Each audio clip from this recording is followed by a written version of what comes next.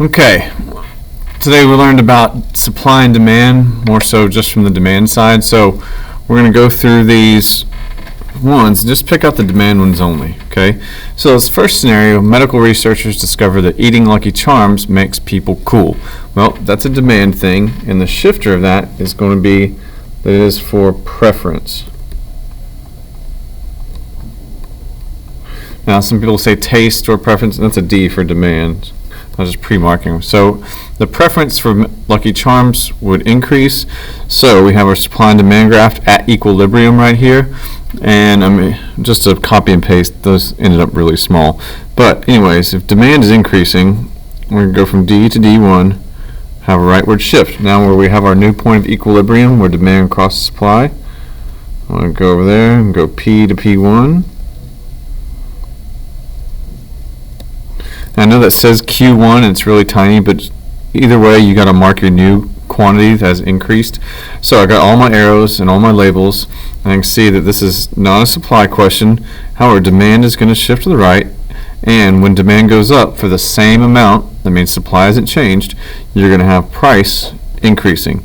Equilibrium quantity is about the quantity that's demanded, so the quantity demanded is going to increase as well. Alright, this next one. It's no longer considered fashionable to wear leg warmers. Well, that is also going to be a preference out of our Piper.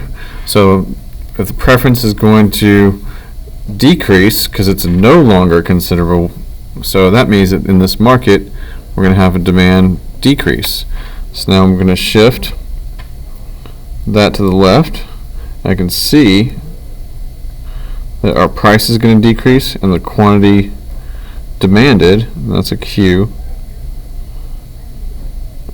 is going to decrease as well. So this is not a supply question, so I'm just going to leave supply alone.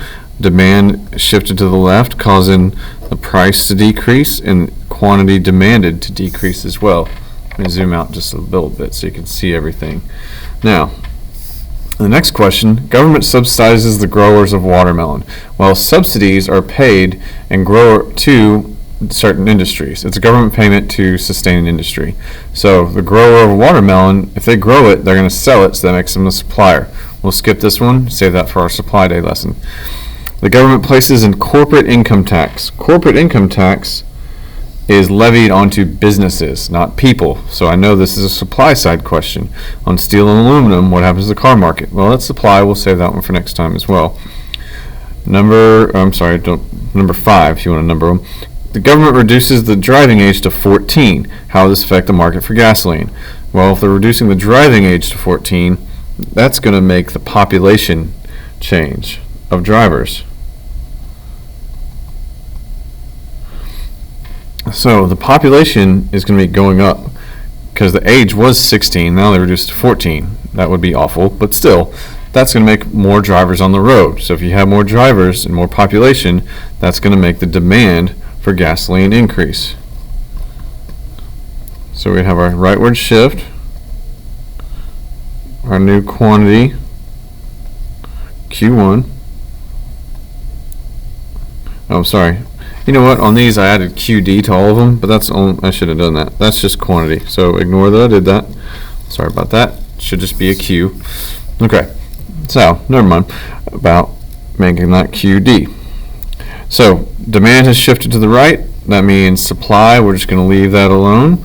Demand ended up going right because population increase, and when that happens, that's going to drive prices up because there's only a certain amount of gasoline in that market, and the quantity demanded is going to increase as well. Alright, flip it over to the back side. Americans and British bombed German tank factories in World War II. Well, the tank market is the suppliers, so we're going to skip that one for now.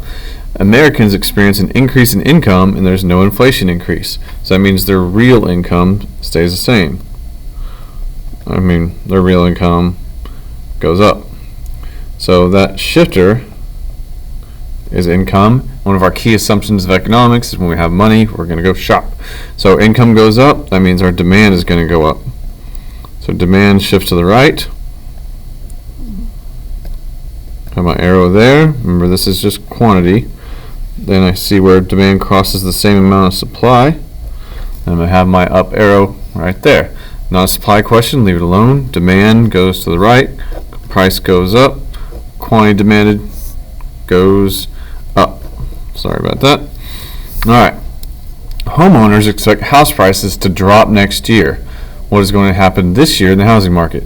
So if it's a homeowner and it's about the housing market, the homeowner is the supplier. So we'll look at expectations of supply next time. Cheap hydrogen fuel cell technology is perfected. How would this affect the market for gasoline? Well, we can look at this as a substitute. So it can be a substitute, and you could look at it as a preference either way. So let's say the market for gasoline is affected by hydrogen fuel. So we have basically an alternative fuel. That's going to make the demand for gasoline go down. We don't know anything about hydrogen fuel prices, so that's why it's not a substitute or a complementary good, because they're based off the price of the original item. So if we knew hydrogen fuel was cheaper, that would make a difference. But right now, it's a clean alternative, even though in reality, you get in a wreck and your car turns into a fireball. So we're going to go with preference on this one. So people are going to prefer hydrogen because it burns clean. We just need a little bit more information to know if that was going to be something else. Okay. So the market for gasoline, we're going to have a decrease in demand because simply some people are going to switch to that cheaper fuel, that clean fuel source. So now remember where supply and demand cross each other, and that's a Q. It's going to drive the price of gasoline down. So it's not a supply thing, but demand is going to shift to the left. That's going to drop the price and drop the demand. All right, the last one, A&M discovers a new fertilizer increases cotton yield. Well, that's about supply because the farmers are the ones who grow the cotton and the suppliers. So we'll skip that one for next time.